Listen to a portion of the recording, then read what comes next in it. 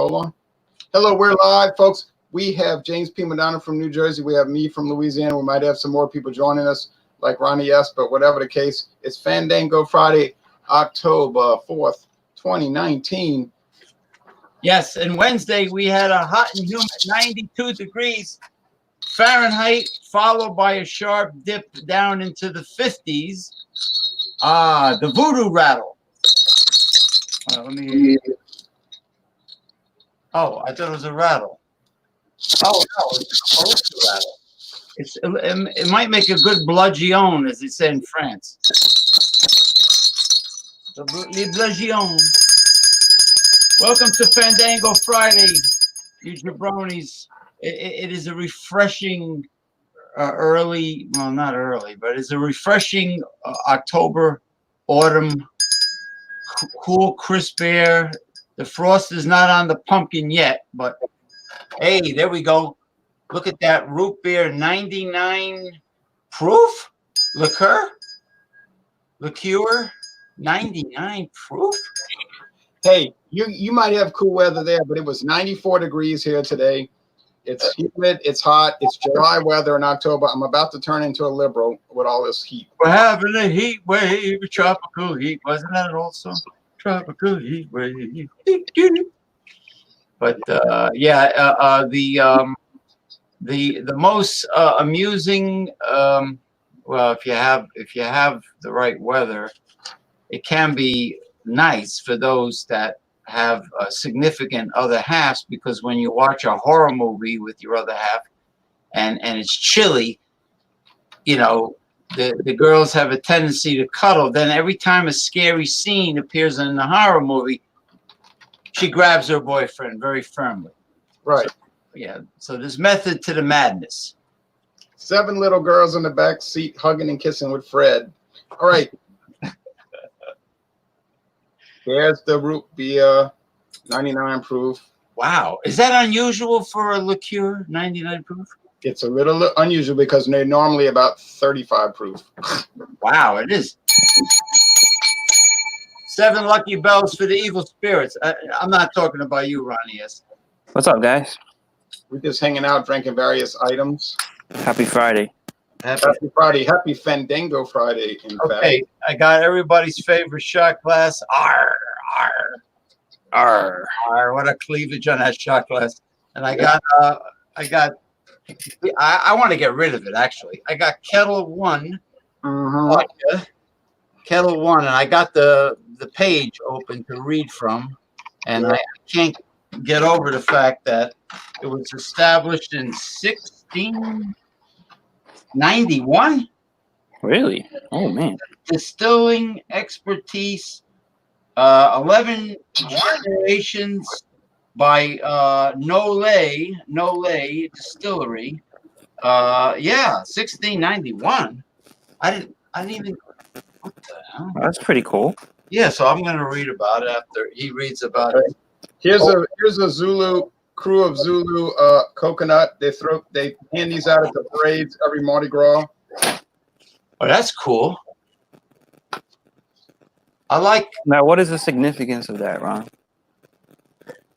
The significance? What is the Zulu stuff? Does it got to do with the Zulu tribe in Africa or anything like that? Yeah, the Zulu tribe of South. It was an empire in South Africa, and they made a couple movies about it. So what does it have to do with New Orleans? Here's 2010. Well, in I think around 1911 or 1909, they started the Crew of Zulu, which was a madcap parade that had no route. It would just go where they wanted it to go. And they all painted their faces black with big white eyes and what they call blackface today, and they wore grass skirts. And oh, you mean like the lawn jockeys that they don't have any? Yeah, and they threw coconuts, and it was sort of like a spoof on like current topics and whatnot. And so they're still around today, and they still dress up with the blackface, and it's a multiracial crew. It's white and black, and they have a set route now because the police said no, you can't just be going all through the city. Well, I saw the girls dancing in that parade, and they can mistakenly go up and down my street. Yeah, and they hand out the coconuts, and I've caught a lot of A couple necklaces. coconuts for them. They throw a lot of necklaces, which is collectibles because they'll have the year. But they're always late. They're notoriously late. They hold up the whole Mardi Gras. They start at 8 in the morning, and you'd be lucky if they finish.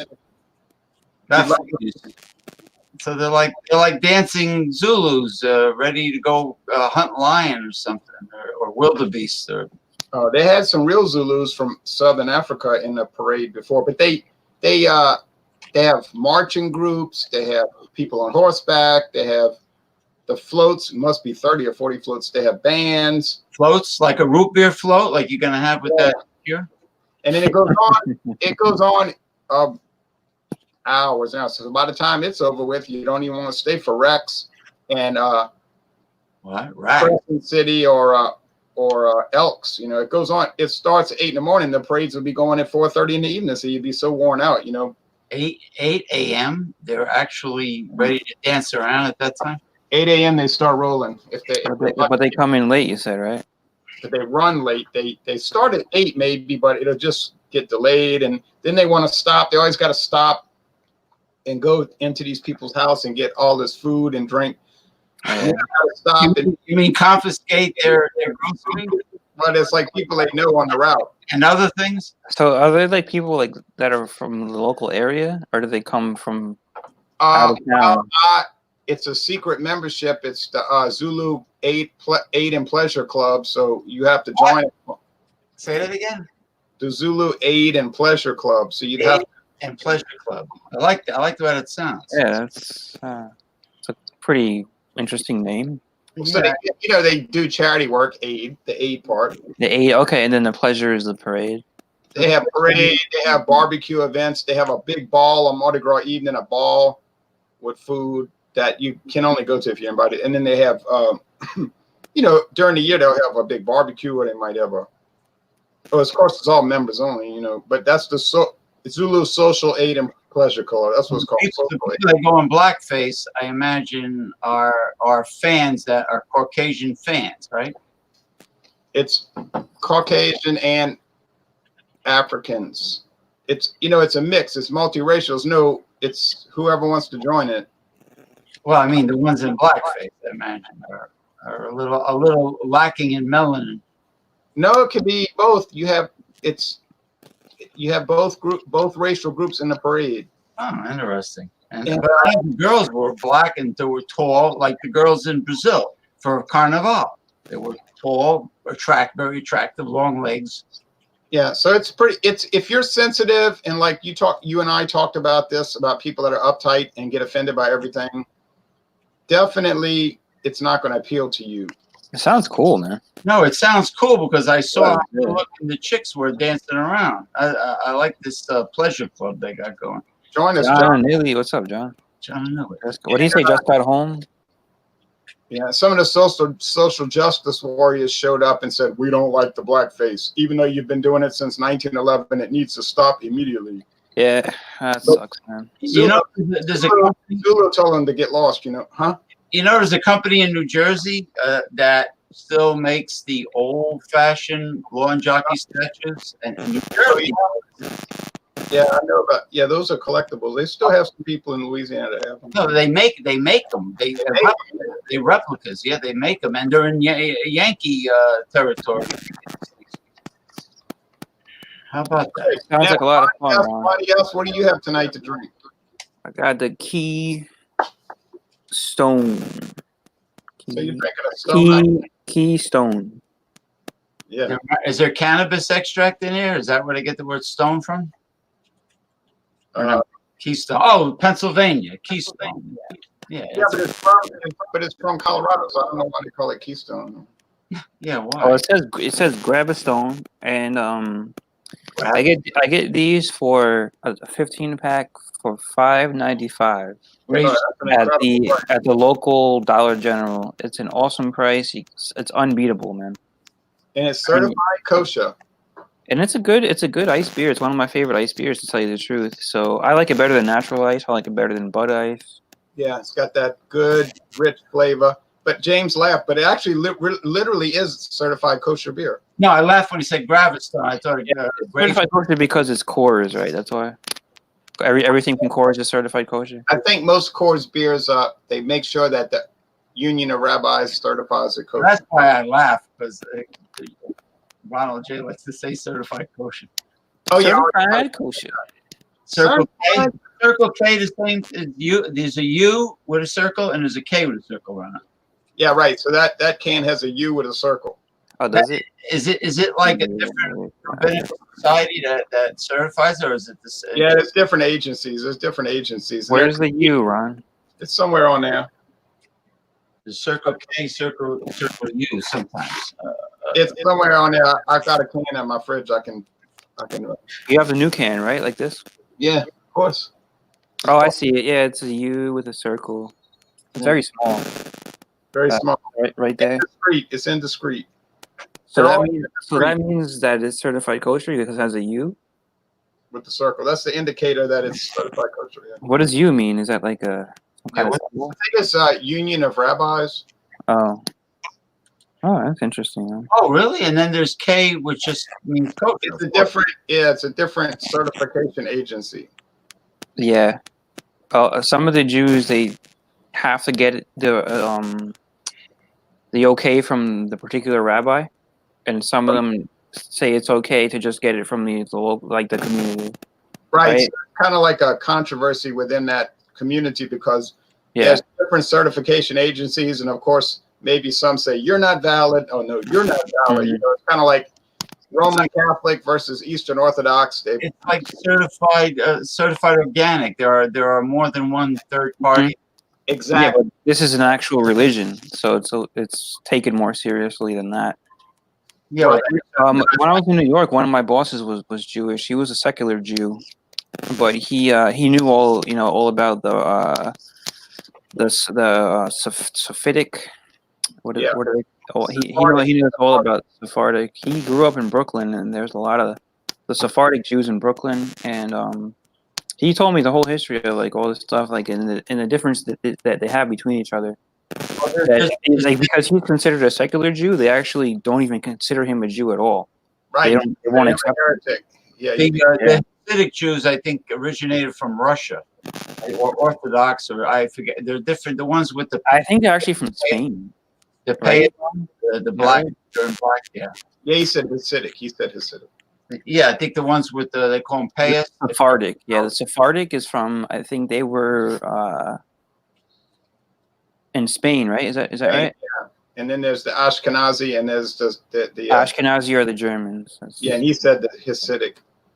The Hasidics are the ones that take it the most serious. So they're the ones that like the Zionists and all that stuff. They have certain guidelines for dispatching livestock. It has to be done in a They have guidelines for like the different holidays. So in some parts of Brooklyn, you're not supposed to do things on a certain day. You're not supposed to work, right?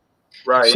So they say like even just like turning the button to go into an elevator is considered work, and all these different things. So to make it easier for the people, what the rabbi can do is they put a wire around certain blocks in the city, and they say in this certain block it's okay to do those things, but it has to be blessed by the rabbi. Right. Did you ever hear that? That whole neighborhood is considered part of your yard. Well, in Passaic, New Jersey, there's a huge Orthodox community that from Friday sundown until the following day, they walk. They don't even drive. Yeah, they're not allowed to drive. Exactly. Yeah. That's the case here in Metairie, Louisiana. They have the Chabad Center, and they walk to the synagogue, the Chabad Center, on Saturdays. If I went there tomorrow morning on Saturday, they're walking, and you'll see the girls wearing the very modest clothes and the boys carrying the scrolls. And then but they also have that in Metairie. What's it called? An ergon? I think it's like the whole neighborhood is inside, and they got this cotton twine that's all around. And so they say, well, you can't leave your house and do work, but you could do work in your yard. So they declared that whole section of Metairie is their yard. Could they take an Uber or a Lyft? Yeah, because if you take an Uber, you're not actually doing work. But if you're driving the car, that's considered doing work. Yeah, and they also, I had a friend who owned a health food store years ago that said that only kosher food it has to be consumed like at home. Like he says, he used to go to restaurants and used to go and order cherry stone clams on a half shell, raw clams, oysters, and everything. Well, that's no good. That's not. He said, I don't think they're allowed to eat that stuff. even if they're not home, they're really not supposed to eat that, right? No, they're not. No. Oh, well, it was his preference. He says, "Don't worry, I made it kosher. Don't worry." I said, No, that's not kosher. Hey, but they also have two separate china cabinets and two separate refrigerators. Mm-hmm. There's a dairy refrigerator and a dairy china cabinet, and there's a beef refrigerator and a beef china cabinet. Yeah, it's very. I mean, it's a very small part of the population. And the women are very well. They look like they're devoutly religious, just like the Amish. Well, I don't know. What do you mean? Like I don't think it's as bad as like the Muslims treat the women. Yeah, you got Muslim. You got. They don't have to wear like something over their head or their face. No, Amish, but they're very conservatively dressed. Like they'll never put a hoochie outfit on. No. And the guys have to wear like the black hat. It looks kind of like a cowboy hat a little bit, and they have the curls on the beard. Yeah. Like the women, you're not going to see their slit up the side of their legs. No, because their attitude is that's the world. We're part of God's family, and we're not part of the whores and the prostitutes and the whore of the world. Yeah, I can respect that, man. I mean, they might even have a good point. Right. Well, to a certain extent. You got to have a good reasons to marry somebody. It's not just getting along. It's well, they have organized marriages in that. Oh, like I don't agree with that.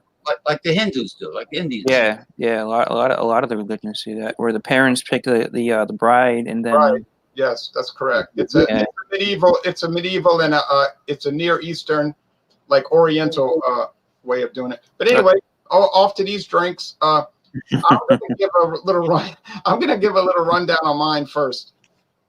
Okay, I can't let this warm because this is definitely a ice cold item and it's already very hot. I have the air conditioner off. I'm sitting here sweating in this natural air. Why you turn it off? Natural air in that weather? Because I made a pact with myself, not the devil. I made a pact with myself saying I'm never going to run the air conditioner once October starts. Well, normally that's not a problem because it'll be 58 at night and 74 during the day. Oh, really? But unfortunately, not right now, right? No, we're at 94 today. So yeah, it's hot over here too, man. God, it's not time to shut that off. But I'm hacking it out, This house has a lot of good cross ventilation, so I'm getting a lot of air coming in, but it's hot, boy. Hot air. Now, this drink came out 6 years ago, this brand, 99 brand, and all the flavors, and there's dozens, I think, they're all 99 proof, no matter which one you buy. It's obviously geared toward college. Shot. Is that what it is? Like a fireball kind of thing? Yeah, it's if you look at their website, it's all oriented toward hijinks, good time, taking a shot of this flavor, taking a shot of that flavor, whatnot. And hijinks.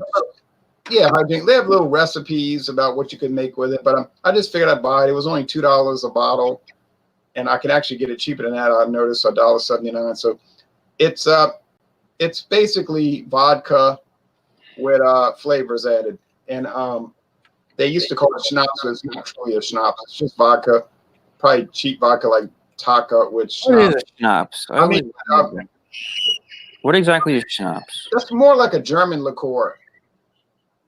But see, in America, schnapps is kind of like not really schnapps. Like there's no real good law here to regulate that. So if you go to Germany and get schnapps, it's not going to be cheap. It's going to be more dedicated to the true idea behind it. They drink shots of it. That comes from the idea of drinking shots. But over here, it's just like cheap, fake stuff, really. But anyway, so they don't call it schnapps anymore. Yeah, that must be very tasty. Peppermint schnapps. I've never had that. I don't think. Yeah. Now this one here tastes like literally you take vodka and you blend it with root beer extract, which you can buy at the store. You can go to the grocery store and buy Zataran's root beer extract, or you can buy a store brand like Surefine, but it's probably going to be inferior to Zataran's, which is from General Mills.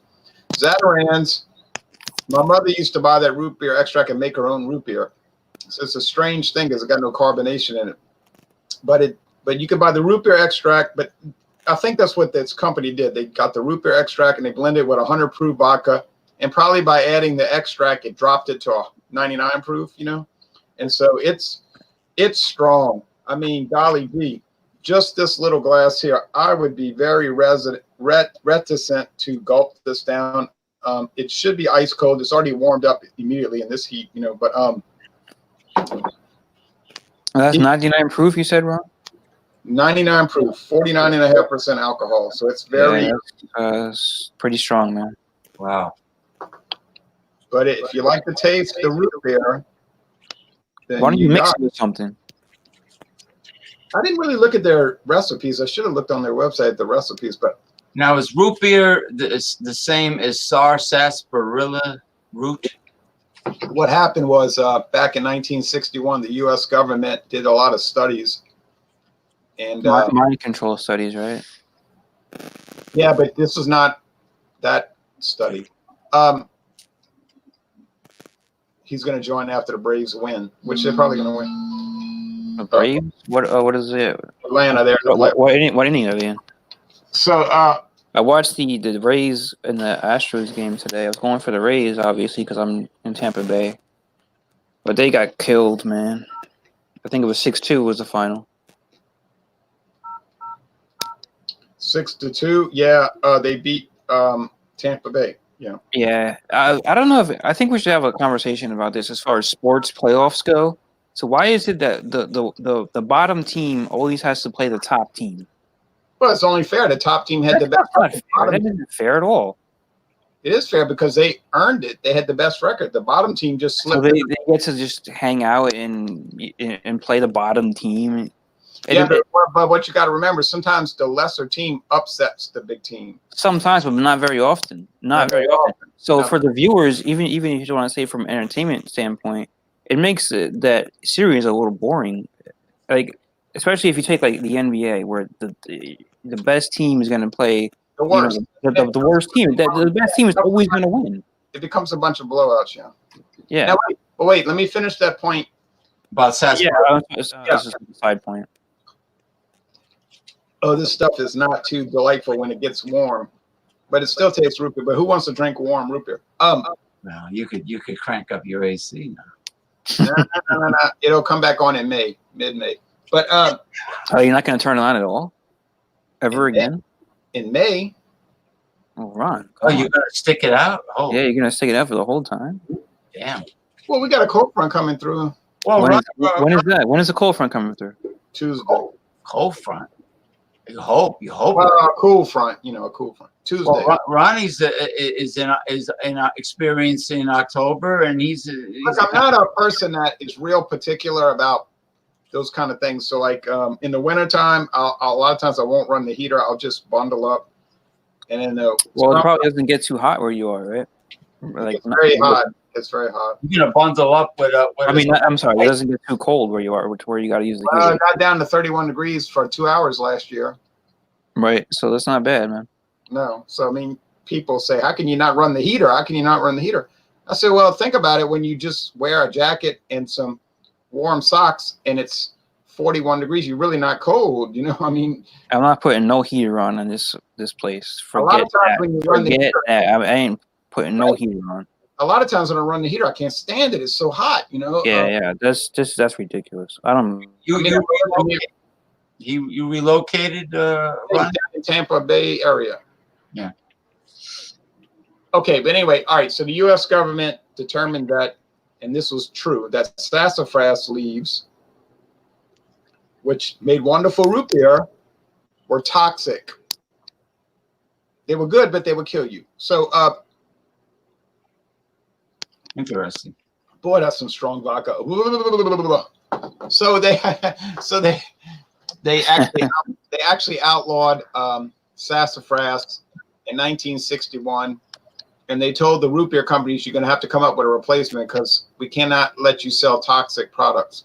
So the root beer company, it didn't pass the Food and Drug Administration.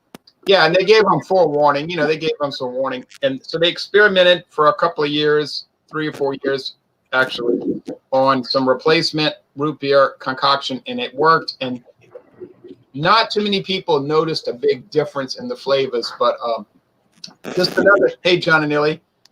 Hello. What's up, John? But let me finish this. But let me finish this point because. But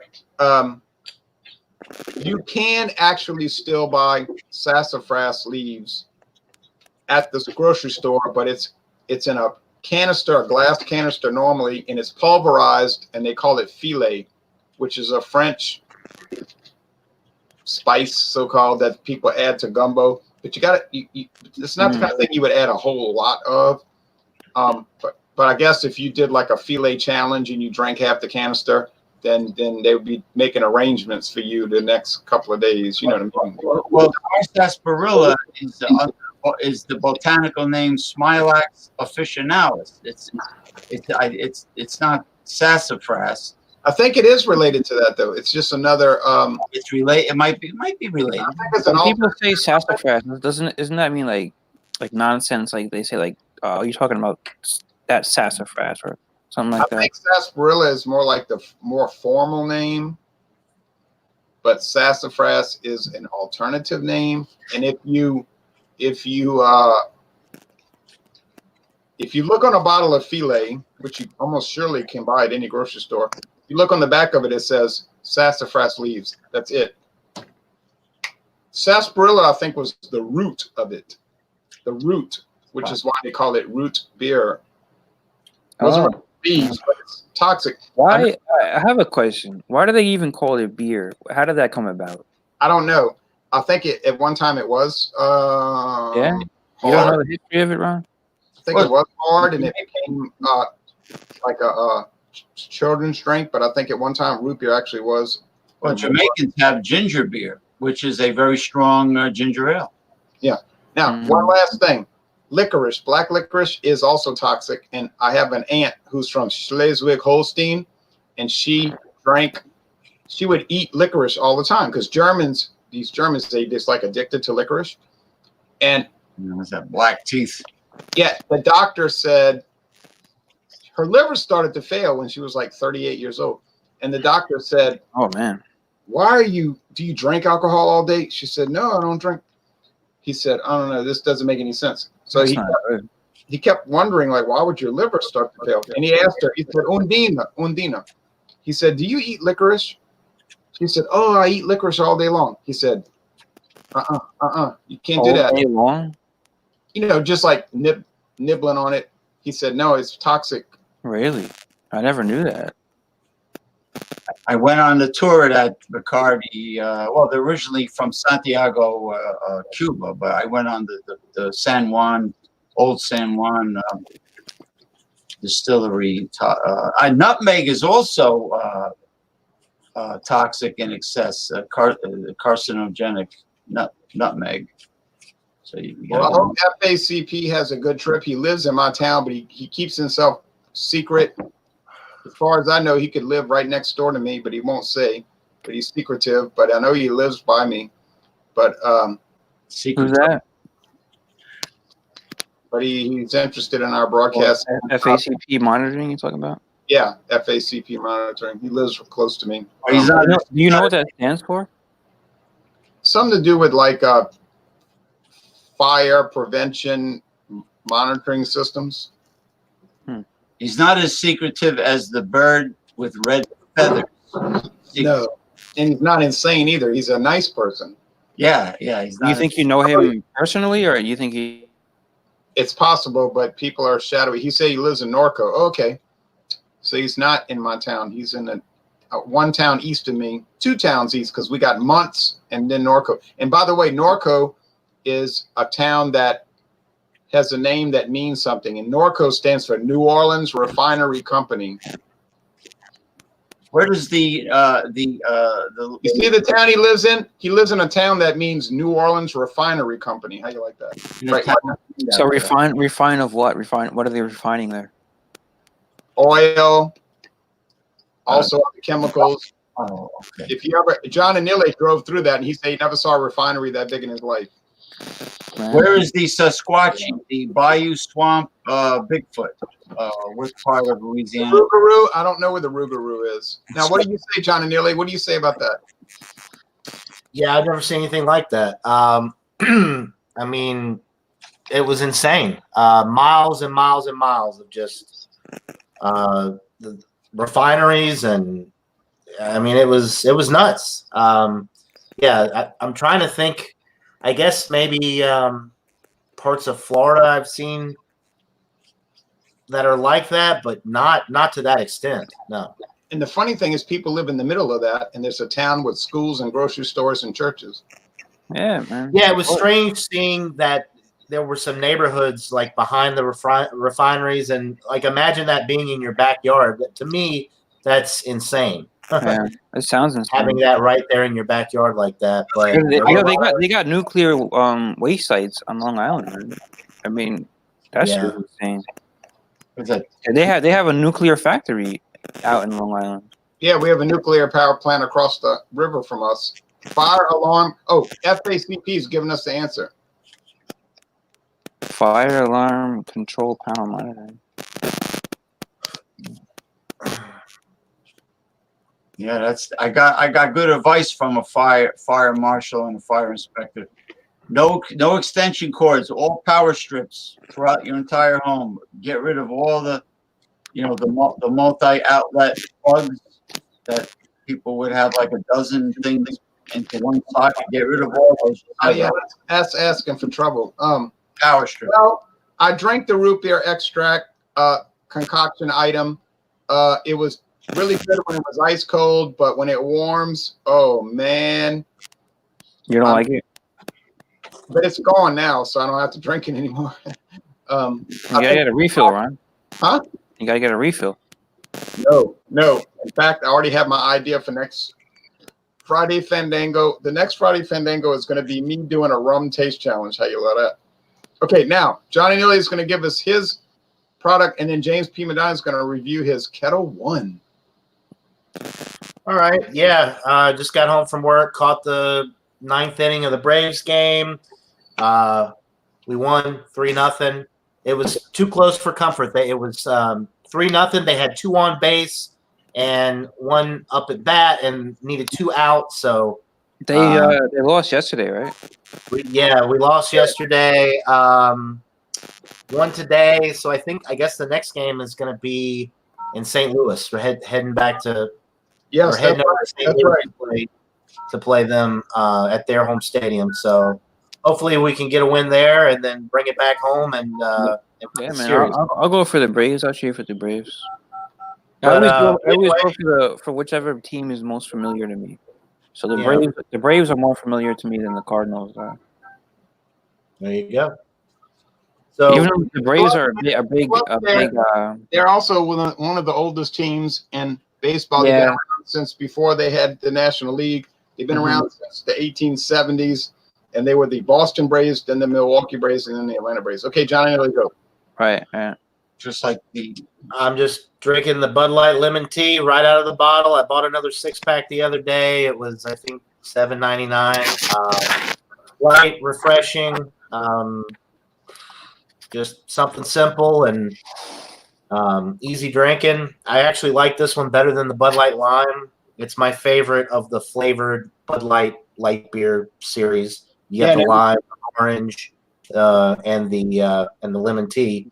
So I like this a lot. I think when I reviewed it, I gave it an A minus, somewhere in there. It's good, and it's nothing too fancy, so I don't feel bad drinking it right out of the glass bottle. And it literally tastes just like iced tea. It does. It's delicious, but it tastes better. I like it better than the twisted teas and the tea malt beverages because it is a beer. It's more of a beer flavor base with the tea versus it's not as sweet, I guess, as the malt beverage, like the Twisted Teas and the Arnold Palmers and all of that. It's less sugary, lighter, and easier to drink more than one of versus the Twisted Tea, which I think is 8%. This is 4.2, so like a standard Bud Light, basically, with natural flavors. Yeah, that makes sense. You had a good day at work, or was it hard? It was long. I worked like 10 and a half hours. They had me out. I was out in Franklin, Georgia today, which is out in the middle of nowhere. I get no cell phone reception, nothing out there. So I was out there for about 2 hours this morning. Plus, it took me an hour to get there and an hour back. So I'm glad to be home. I'm glad it's the weekend. I'm not working this weekend. So cheers to the weekend. Cheers to the weekend. Did you get my message about the Lord Calvert? I did. I haven't had time to respond yet, but tomorrow I'm going to go into Peachtree City and get some stuff, some craft beer and some liquor, since I can't get it here. So, yes, I'm very interested in the Calvert, the Lord Calvert, and I can't remember what the other one was, but I'm definitely going to pick up the Lord Calvert because it's what is that all about? $8.99 or $9.99. Yeah, that was an interesting value that Ronald J. found, that Canadian whiskey. Can we give the viewers a Yeah, I was shocked to see it, and I bought it, and I'm glad I did because I never saw it again. What now, Ronnie? Yes. I was saying, can we give the viewers some information on what the Lord Calvert thing is about? It's was introduced. Well, here's the problem. The company says it was introduced in 1964. However, I looked at some photo evidence of Lord Calvert bottles of whiskey that were obviously long before 1964 that said Lord Calvert Canadian, Calvert Distilling, that had a cork and a cage, which were obviously from the 1930s or 40s. So I don't know. There's a little, oftentimes with these companies, there's a discrepancy. But what we do know is that Lord Calvert Canadian was introduced for the United States market 55 years ago, but it may have been on the market in Canada since the 30s. What kind of liquor is it? It's a Canadian blended whiskey. Now I'm going to go get a bottle, but I'm going to let James P. Madonna give a rundown of the Kettle One because let Ronnie do his beer. All right, I'll go. All right, now Ronnie's going to do a kosher ale. This is actually an ale. It's not a lager. Keystone Ice. If you look, I wanted to ask you, Ron, is this considered a malt liquor? No. No. If you look at the can, well, it could be because it's about 5%. Malt liquor is right. Malt liquor is a nebulous terminology, but Keystone Ice is certified in ale. If you look at that, and that's a strict government guideline, by the way. It's not just. Is it still an ale in Texas, or is it a beer in Texas? Look at the can. Look at the can. Look at that can. All right, so guys, I'm drinking a Keystone Ice, 5.9%. And then I'm gonna give up to John Anilli over here, this guy, that if you take the well, what you do is you pour some tomato juice into a glass. So I got this glass right here, 512 Brewing Company. I got this from Flacco Beer Reviews. If you pour the tomato juice out to about here, and then you can pour in your favorite ice beer, which my favorite ice beer is the Keystone. So pour that bad boy into here, right? Up to the top. And then you got yourself a nice chelada. Or what they call a michelada sometimes. I'm not totally sure what the difference is between the two. And it might have paprika in them. Yeah, I think you can add different spices in, make it what you want it to make. But I guess so. The regular one would be the chelada, and the michelada might be the one with different stuff. Yeah, like the paprika. Yeah. Yeah. So it's a great easy way to make your own cheladas, and it tastes good. You don't have to put anything special into it. It's just the tomato juice. You can use the it's the I use the V8 Picante one. I know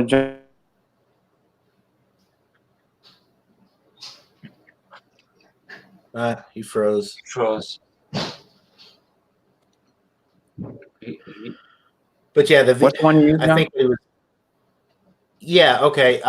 Sorry, you froze up there for a sec. Yeah, the V8 spicy is good, or the regular V8. But when I made the ones You in the use the video, Clamato juice. You use the I Clamato used the juice, right? Clamato. Yeah, you mean like from Clamato. Mott's You could buy the big jug of the Clamato at Walmart for like Yeah, yeah. $1.99. I looked for the And then Clamato buy like natural. Picante one, and I couldn't find a Yeah. Picante version, so instead I got the Picante V8 version. Right. Yeah. No, that's just as good. Yeah, anything like that, and mix it with your favorite beer. I like the ice beers because they're a little bit stronger. Yeah, a little stronger. If you get like the Bud Light, if you get the Bud Light Chelada, or if you get the Modelo Chelada, or even some of the other brands, they're usually pretty low in ABV. They're like 4%. Some of them are even down to like 3 point some percent. Modelo, So I believe, is 3.3. The yeah, Tamarindo Picante, it's pretty low. It's pretty low. It tastes good. yeah. It tastes good, but so if you use John's idea and just take an ice beer, which is usually like 5.9 or sometimes 5.5%, and mix that with the tomato juice, you get a nice chelada. It tastes really good. You can even put some hot sauce in it if you want, and it's the higher ABV. Right. So that's what I'm drinking now, and it tastes great. I like it a lot. Right. I figure if you're going to drink that many calories and drink something that filling, if you want an alcoholic beverage like that, you might as well get you a little bit more alcohol in there than the 3.3 or I the 4. agree. Yeah, the 3.3 man is just not enough. I mean, what do you think, Ron? I know you don't like to drink high alcohol beers, but 3.3 is pretty low. I think that sounds all right. You know, I mean, yeah. I tried to make a chelada one time. It was a fiasco. So I just deferred to the companies that do the pre-mix, that know what they're doing, like the Modelo and the Budweiser and the et cetera, et cetera. You know, they seem to have a handle on it. I'm out here doing it as an amateur, and it tastes like something an amateur would do. Now, James P. Madonna, I'm fascinated by this Kettle One because I never dreamed that this company's been around since 1590s. All right. Nole Family Distilleries, 40% alcohol by volume, 1691 established. I just learned this before we started the show. That's pretty old, and I thought it was a domestic vodka, but apparently not. When Carlos Nole Sr. first envisioned Kettle One, whatever, blah blah blah, okay, quality crafted, they all say that, blah blah blah. Let me see if there's any. Not 11 generations of vodka making. He had 300 years of Nole distillery expertise, and the rest is all mumbo jumbo. We're wonderful. We're great. Traditional copper pot stills and modern distilling techniques. But I had no idea it was really that old. And then it goes on and it shows photos. Joannis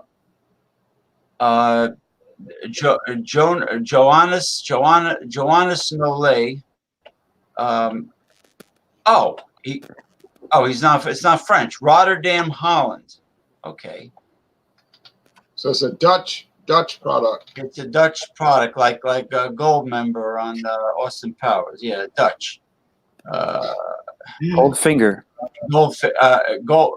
Well, yeah, no, I was James Bond. Gold Members. You got to watch it. It's hilarious. Anyway, beginning the summer of 1789, the first French Revolution rages for 10 years. Blah blah blah. Blah. Oh, Ron knows a lot about that. Yeah, Nole, fifth generation Nole Jacobus, and then it just gives you the history. No, he said the man's name until now. I mean, it's really an interesting page on the Kettle One website. It goes from see, 1691, 1765, 1789, 1794, and so on. 1867, 1902. Just gives you the whole. Eventually, the Nole family got to Baltimore, Maryland. Let's see. I guess from Europe they settled in Baltimore. The American distillery was in Baltimore. Okay, and then Are you gonna send me your link, Ron? yeah. Then they talk about sure. Hold on. They talk about it is Fandango Friday. Yeah. Well, no, I could Fandango a link. I was not sure. He's thinking about Woo! It. There we go. So it gives you a nice history, how just everything that they went through, really. And then they start, of course, modern times. They came out with different flavors. Well, okay, right. They make the botanicals now. Yeah. Yeah. Thoughts on. All right, I don't want to interrupt you, James. I just saw a comment. Thoughts on Bush beer? Bush beer sucks. It's crap. Hey, wait a minute. I like Bush beer. I don't love it. I don't like it at all. I think it's worse than Bud Light. You're right. I hate Budweiser, the self-proclaimed king. Self-proclaimed. I tried it one time, man. I didn't like it. It was so watered down. John and Neil, you and I got to get together and unfriend Ronnie, right? Why do you like beer, Bush, John? I actually think I prefer Bush Light. I think Bush Light has more flavor than regular Bush. I heard you say that. Both of them are. All right, wait. Let's let James P. Madonna give us his assessment of Kettle One. You know, it reminds me a lot of Wheatley. It's a very, very good tasting vodka. I like this a lot. The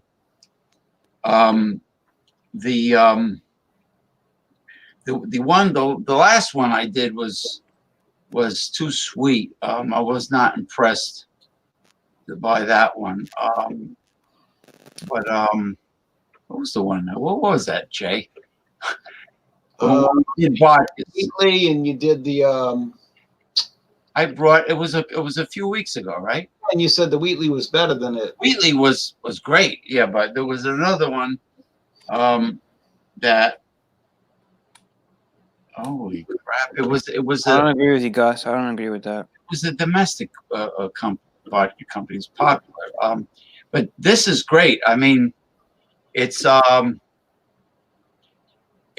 it's like heavier and a tad bit sweeter than your average vodka, but it reminds me a lot of the Wheatley. You know, as far as interestingly, Kettle One is made from 100% wheat, no corn, no barley, only wheat. Wait, maybe that's the comparison. That's why there's a comparison.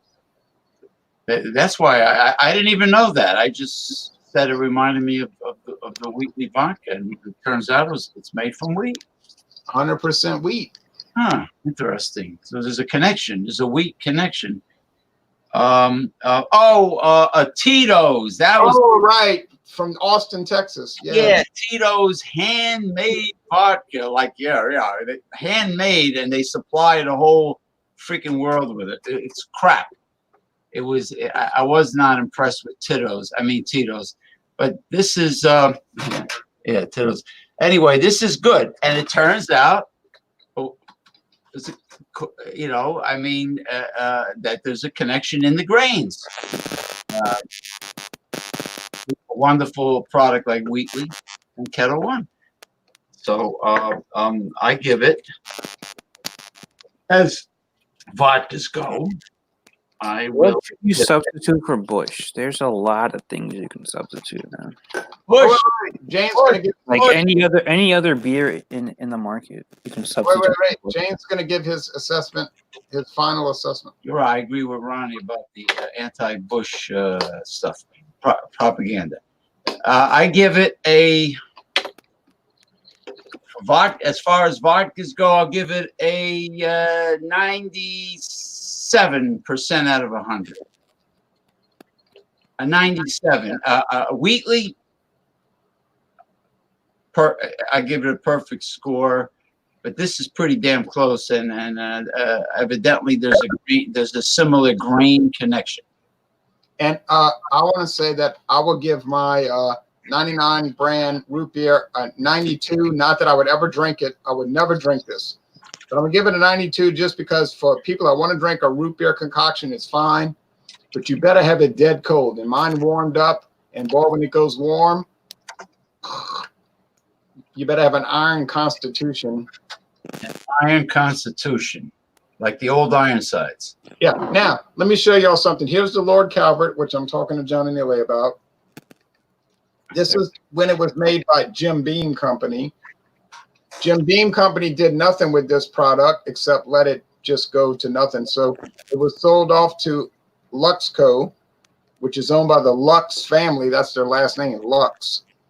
And the Lux family owns it now, and they redid the bottle design. So if you go see the bottle today, it's fancier than this. It's like that cut glass that Johnny Neely, you saw it. Oh no, you didn't see it. But it's squared off. It's kind of not, it's like the old 60s glass. For Lord Calvert. Here's the Lord Calvert. I poured a little bit. It's golden, if you like gold. Who doesn't like gold? I like gold. It has a rich aroma and flavor. But I don't want to let the cat out the bag because I want John and Neely to experience it without my influence. You know what I mean? The Lux family, L-U-X-E. Is that it? L-U-X, I think. Just L-U-X. Okay. Yeah, I think Fred Lux. I think that's his name. Are you guys doing an examination on this thing? Huh? Are you doing an examination with John on this? He was talking about that. Yeah. I'll probably pick up a bottle tomorrow. So yeah, we can definitely do an examination on it if you want. When are you doing it, tomorrow? No, we're not sure. We don't know yet. We haven't really nailed it down. Anybody's invited. How much do these bottles run for, approximately? Less than $10. Was that a Dawn Busters examination? No, because those are those taste challenges. It would be Well, I'll look for it if it's less than $10. I think now I paid $10.99, but I think that's a high end price. I think you can get it cheaper. Yeah, it's either $8.99 or $9.99 here. I can't remember. One of the two. All right. It's just Lord Calvert Canadian, been on the market for decades. I'll give it a chance. It's actually not bad. It's much better than you would imagine it would be. You would think it's going to be just gutter garbage. Why would you think that? Because it's inexpensive. But it isn't. It isn't gutter garbage. It has a rich honey flavor. It also has a flavor of honeycomb, like a honeycomb, and rye spice, and a little wood. It's interesting. It's not bad.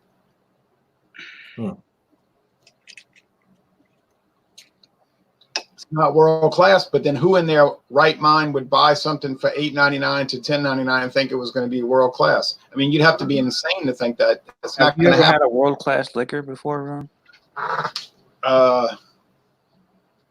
Well, yeah, I guess the Pappy Van Winkle bourbon, that 10-year age, but I only had a little sample of it, so it's really not worth mentioning. How about you, John? Yeah, I would say the Stag Junior that I had a couple years ago, and then the Blanton's is pretty dang close. So, but the one that I could say for sure is world class is the Stag Junior. And what is that? What kind of liquor? It's a bourbon whiskey. I paid $75 for the bottle a couple years, or about 3 years ago, I guess. You have George T. Stagg, which is the main bourbon, really famous George T. Stagg bourbon. The Stag Junior is I guess it's cheaper than the George T. Stagg, which I've never had the regular George T. Stagg. That Stag Junior, that Stag Junior was pretty dang good. I don't know how much better. What is the regular, like the senior one for?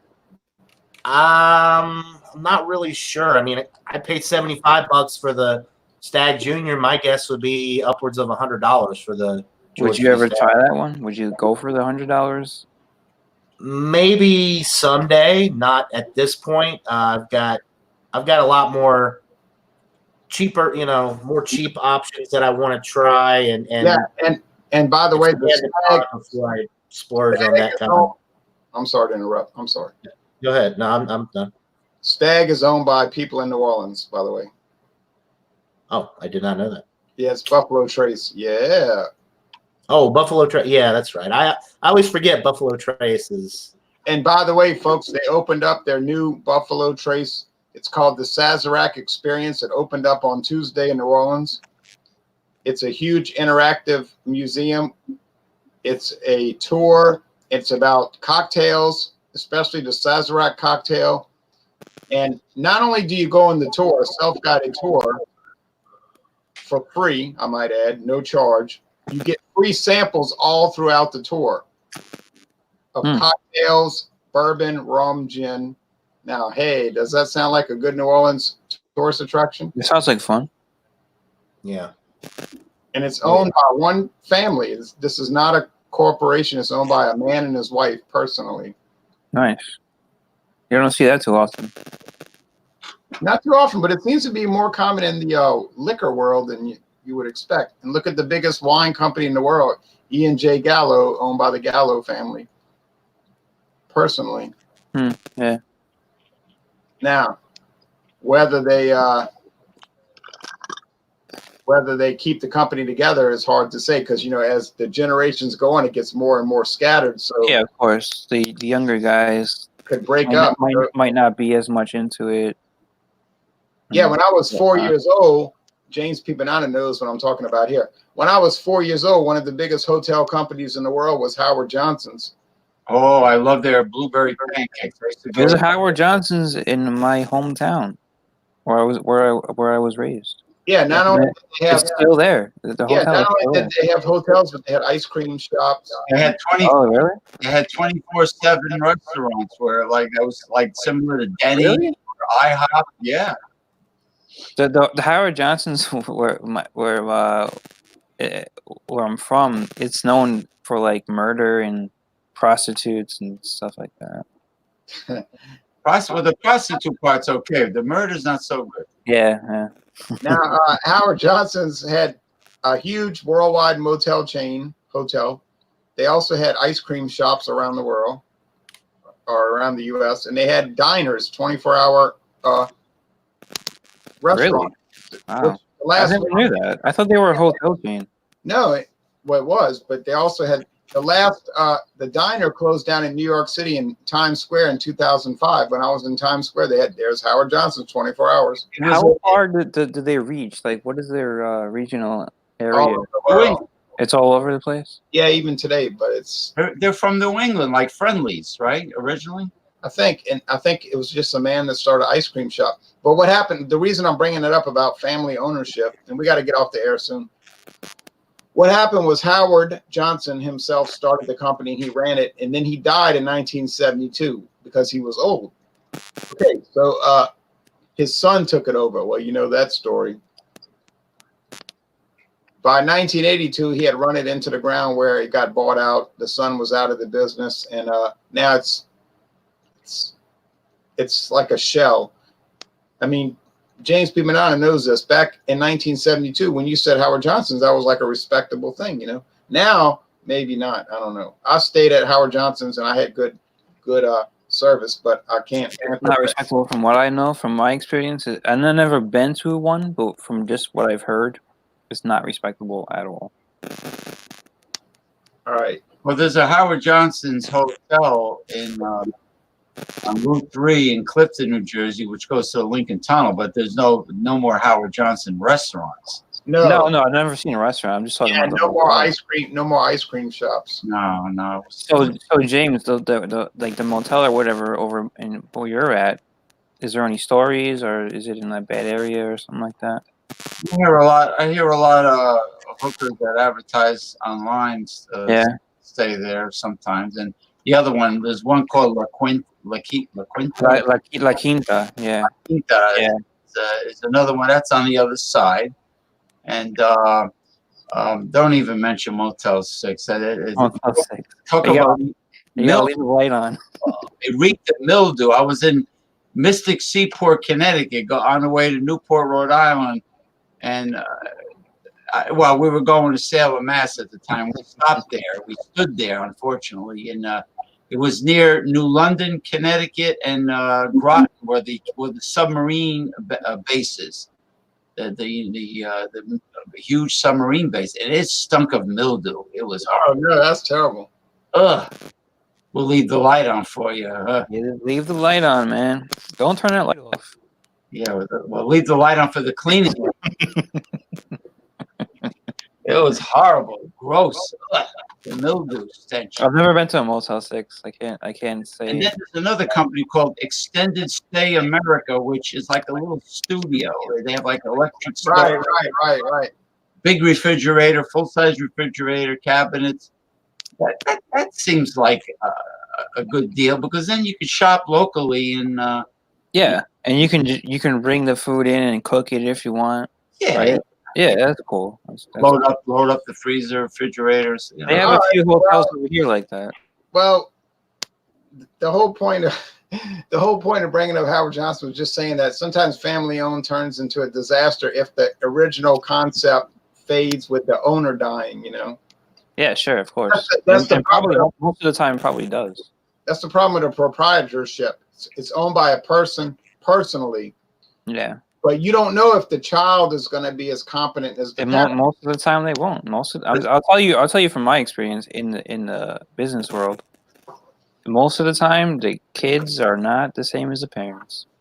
I knew 2 family-owned retail stores that were decades old. As soon as the parents got old and retired, they didn't croak, but they retired. The kids, the younger generation kids, did not want to put in the time to run a family-owned retail business. It's like it's a very true thing that they just don't have the desire.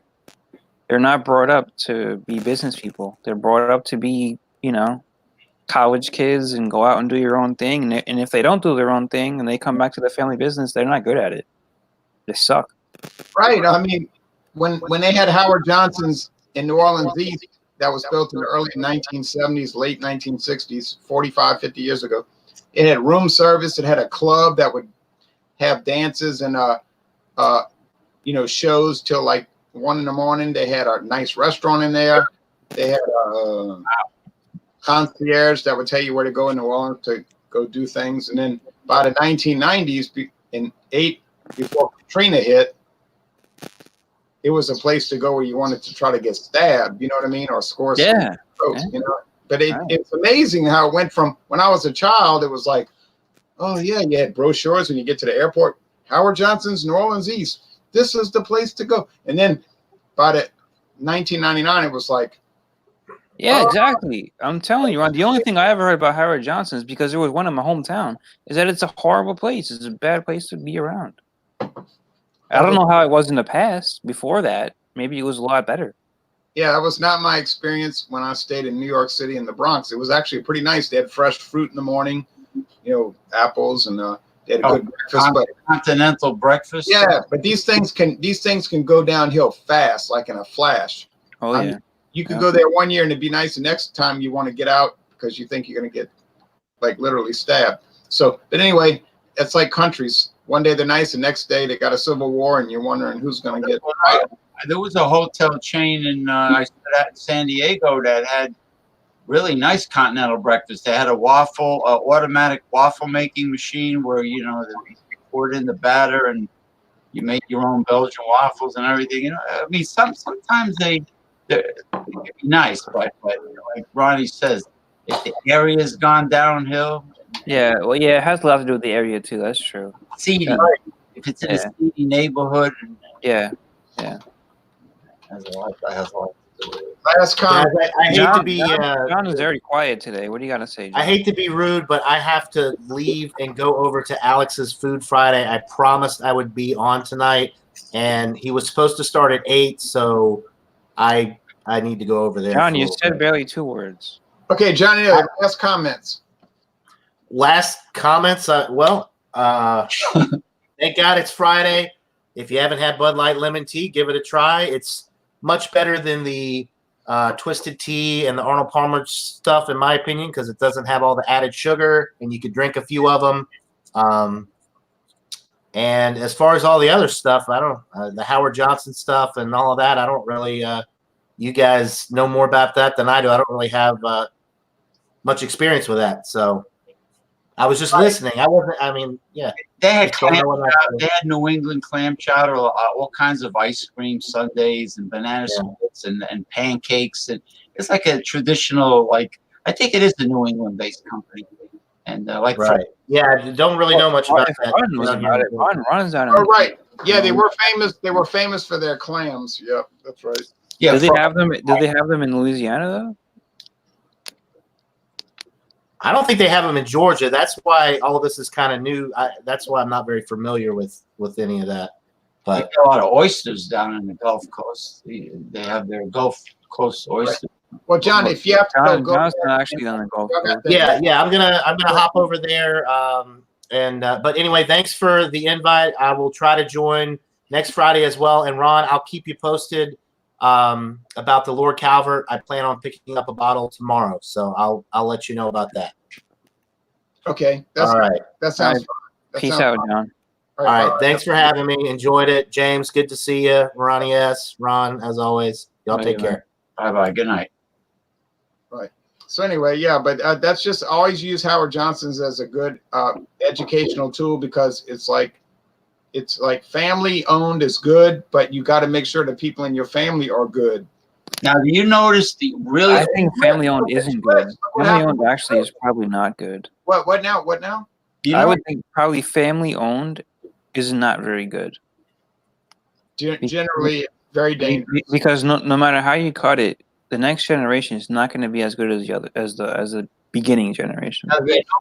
Even if the second generation is slightly as good, the third generation is going to be garbage because they were so spoiled, right? What now? Yeah, exactly. Now, with the very old family-owned companies like the one I just mentioned before, Kettle One, you notice how the back in the day generations were dedicated to maintaining the tradition, and the company was run at a high level of excellence, and then, but it's still run obviously well.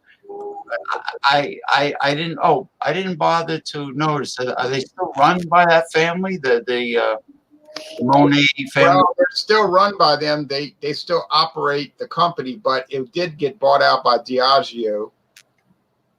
Yeah, because what Ronnie said, for the average family-owned, like mom and pop stores and retail stores on Main Street, so to speak, once the younger generation people inherit it, kiss it goodbye. Yeah, but James, I'm not just talking about Main Street. I'm talking about big things, big real estate companies where you got one family that owns, say, 10 different companies, subsidiaries and all that stuff. There's big operations, and if you keep passing that down, like Ron said, the probably the third generation is just too spoiled to where they don't give a fuck. They don't care. Yeah, it gets watered down. It gets way watered. I've had firsthand experience of this, man. I've seen this many times. Well, I read an article about Stroh's Brewing Company. This is a fascinating article. Stroh's Brewing Company was one of the biggest beer companies in America in the 1980s, like maybe number 5. They were never number 1, but say number 5. Oh, Kettle One back in. All right. So, but the problem with Stroh's, the family owned it. The family owned it. Well, you have the guy that started, then his 4 kids, and their 6 kids, and it gets more scattered. Right. Well, by the 1980s, all these Stroh's kids, this is the article I read, they were all drug addicts, all privileged, all went to Ivy League or high quality schools, even in Detroit, like Detroit Mercy University, that Catholic University. They were all alcoholics. Right. Yeah. Why wouldn't you be? They got checks every month, like a check from the company every month. You get a dividend. Yeah. Right. But the problem was the company was failing by the 1980s because the beer industry is so competitive, and they were just like, nah, we don't have to change, Mm-hmm. And so I read this article. These people never did anything. No, nothing. And then one day around 2005, they stopped getting checks. You know, like, where's my check? And they're like, the company's gone. There's no check. It's nothing going to happen. There's no Stroh's. It's gone. It got sold off to Pabst. There's no facilities. You know, the brewery is a shell. But my dad said I would be okay for life. Right. You go to the brewery now, it's got weeds growing through the roof. It's gone. And it's amazing how this could go from having. I remember watching the Super Bowl in 1986 with Stroh's commercials on the Super Bowl. You know, you got to pay a lot of money to get a Super Bowl commercial. To all these commercials and heavy promotion, and then 20 years later, destroyed. So that's the thing we're talking about. Family owned is very risky. Yeah, it really is. I mean, if you really, it's a good thing to pass your wealth on to your kids and your grandkids, but you got to try to teach them the business acumen and the go-to spirit of what you did. And it's a very hard thing to do because I've seen this. I told you I've seen this firsthand, and they try to do it. Like the grandfather would really be gung ho about it, and then his son would be like, okay, like you got to try to do it. A little less so though, and then so the third generation is just like they don't care. They really don't care. You know, it's very. I saw this in the real estate business. I can just tell you that, and it's not a good thing, man. It's not a good thing at all. Like passing down businesses like that in family it can get risky, very risky. Yeah, there was a kind of a famous Chinese restaurant in New Orleans. Luckily for them, they never had the young people to take it over and destroy it, because when the lady got so old, no one wanted it. So it went out of business about a year ago, because literally none of the young people even wanted to take it over. Because you have, if you own a Chinese restaurant, you're there. You have to work constantly. So what they say with Chinese or whatever type of Asian restaurants is that they come here and they work really hard and they make money and everything, but they work like 7 days a week. And then so they're trying to get their kids to be able to go to college and all that stuff. So the kids don't really want to be involved in the business. And if they are involved in the business, it might be because they're not going to really take good care of it. Right. So what happened with that restaurant was that, like you said, they all went to college and they can get jobs where they don't have to work 10 hours a day, 7 days a week. And this lady used to make her egg rolls by hand every morning. Yeah. At 4 a.m, she would make her egg rolls by hand and spread the egg juice on it, whatever you call it, the egg. Mm-hmm. But Ron, you can say that about any business in America. It doesn't have to be the Asians. I mean, any bagel shop or pizza shop or anything like that. The people come and they start it. Yeah, it's like that with the andouille sausage places here. Uh-huh. Let's say Katz's Delicatessen in New York. Yeah, whatever. Generations are going to inherit that, but are they going to maintain the tradition that it's famous for? And sometimes they do. Sometimes, I mean, I think that's probably maybe like 15%, 20% maybe, where they will maintain. 85% don't. And look what happened to Carnegie Deli. Yeah, we have one. What were you saying with the one by you, Ron? That they have like a sausage thing over there. Andouille sausage. There's so that's like the spicy sausage, right? Yeah, and like a chorizo. Right. Yeah, like a chorizo. So they have like a specialty over there in Louisiana.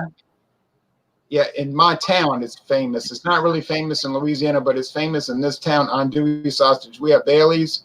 I've heard of that. I've actually heard of that type of sausage. Yeah, we have Bailey's andouille. We have Wayne Jacobs, and we have Jacobs. And some people make it at their own house. There's a house, 2 houses from me over there by the woods, where they have their own smokehouse. They'll make their own andouille, But you wonder how long that's going to last, because, like you're saying, all the old people are dying, and Buddy Bailey died. So yeah, I mean, all the old guys, you can talk shit about them, whatever their views are and about anything or anything like that, but they do have some good business views and some conservative type other views. You Right. know that's Like- not getting passed on to the other generations. You're talking about meat, like ethnic. No, I'm just talking about like anything, like any type of business. It's just like they have a certain go-to spirit type of attitudes. Well, they don't. The grand the parents and grandparents they don't tend to cut corners as much as the younger generation kids do. Like Right. like Yeah. let's say like he was talking about andouille sausage. I've had ethnic sausages that were high quality, no gristle, lean pork shoulder, and then I've had crap where you have the gristle and the fat and so Yeah. Yeah. you're gonna start cutting corners because they're greedy, and then it's going to plummet the reputation of the name. Right, like in West Louisiana, we have the boudin, and you wonder you wonder what's going to happen in 20 years when all those places, the old people go, because they have like famous boudin sausage. Now, boudin sausage is rice; it's filled with rice, and then you have your underground places that are kind of like your outlaw places that make the black boudin, which I'm not touching that. Something James would. Well, I'll tell you from right now from my experience even from New York, even down here in Florida, to where I've had experience with clients already here in my accounting job, to where the real estate industry, the old people, who we would say is like the World War II generation. Some of those people came back, whether it be in Florida or New York, they came in and they started some businesses here, and it was a real estate business, right? And then they passed it on to the next generations. Those people are dying, and the generation they pass it on to is an okay generation. They're all right. That's the baby boomer generation. They do some good things, some risky stuff too. Nothing like their parents did though. Their parents were just talking about money, real money, right? And real risks. And then the baby boomer generation started taking more risks, riskier things and stuff like that. And then when they pass it on to their kids, which is my generation doesn't know anything, man. Nothing. When I'm talking about these type of businesses, from at least from what I see. And these businesses are going to go to crap. They're going to go to crap. It's a lot of risk, man. A huge amounts of risk. They take big risks because they want a quick payoff. Exactly. And which their grandparents would have never, ever done. Their parents might have done it. Their parents might have looked at it and done some things. But their parents had at least some, some perspective on the matter, right? Where they have none. Right. And that's another example, like McKinsey's Bakery in New Orleans, which is a famous bakery. But when the younger people took over McKinsey's, but gosh, that was gone. And I used to watch McKinsey's commercials on TV all the time. But anyway, now we can go on with that all day long. But anyway, what do you score the Keystone, which is family owned? Oh, is it? Yeah. That's Family cool. owned. Keystone I like a lot. I'll give a Keystone by itself a 90 out of 100. I'll give a Keystone with the Clamato juice. I'll give it a 95 out of 100. Wow. It's one of the best values on the market, right? Hell yeah, man. All right. Well, we're going to end this broadcast. And we had James P. Madonna. We had John Anili, who had to go off and do the checks mix. And John is checking his mix. And I do like checks mix. And I did the 99 root beer. I would not buy it again, but I'm not a vodka guy, and I'm not really a root beer guy. Although I do like to drink frost. I like to drink frost top root beer about once a year. But I've tried it. I had it. That the Caliber Canadian is a dynamite product when you consider the price point. The payoff is much better than the price that you put down. What you lay out is much lower than the payoff. And sometimes you run into these things where you don't pay a lot and you get a lot. It's not often. James? Yes, sir. What do you say, James? You're going to close us out because you did good at that. Yeah, no, I just had to clear my head after I heard checks mix. Right. Do we have any bells and whistles? Yeah, I got something.